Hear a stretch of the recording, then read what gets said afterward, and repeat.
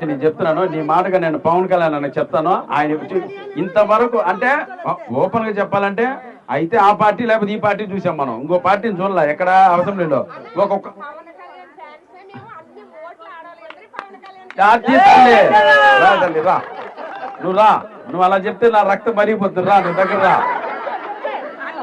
పట్టుకో, రా తల్లి పైకి రా. ఏదిరా మనం సరేనా చెప్పు. పవన్ కళ్యాణ్ గురించి ఒక పాట పాడతాను.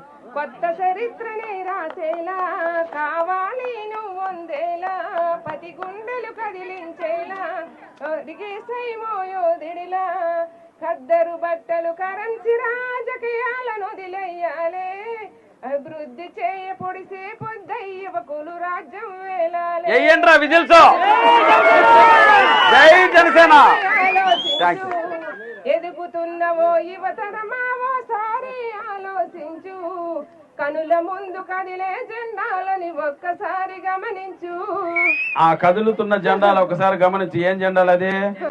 జనసేన జెండా. అంతే, అదే అదే మన గుర్తు. అంటే 7వ నెంబరా, 7 కొండలు. ఇక్కడ రామకృష్ణ అన్నది కూడా 7వ వచ్చింది, అందుకే ఇక్కడికి వచ్చా. ఇది గుర్తు పెట్టుకుంటే ఆ 7వ తరగతి కళ్ళు మూసుకుంటే మనం నొక్కేయచ్చు అక్కడ. ఓకేనా? బట్ అటువంటి మంచి గవర్నమెంట్ ని సృష్టించగల కెపాసిటీ మన పవర్ స్టార్ పవన్ కళ్యాణ్ గారికి ఉంది కాబట్టే ఈ రోజు ప్రపంచం మొత్తం పిఠాపురం వైపు చూస్తుంది. ఉంది కాబట్టే ఈ రోజు సెంటర్ ఆఫ్ ది అట్రాక్షన్ ఏపీలో only power star Pawan Kalyan గారు. కరెక్టేనా? 10 సంవత్సరాల రాజకీయాలకు దూరం అయ్యారు మన కొనతాల రామకృష్ణ గారు. ఆయనకి పిలిచి మరీ సీట్ ఇచ్చారంటే ఆయన ఎంత గొప్ప మనిషి ఒకసారి ఆలోచించండి. కరెక్టా? సో అటువంటి వ్యక్తులు మన రాజకీయాల్లో ఉంచుకోవాలి. వాళ్ళని ఉంచితేనే మనం బాగుపడతాం. అది మన ఆలోచన, మన బుర్ర. సో ఫైనల్ గా ఓటర్లు అనేవాళ్ళు దేవుళ్లతో సమానం. ఓటర్ మహాశైలకు అందరికీ శిరస్సు వంచి నమస్కరిస్తున్నాను.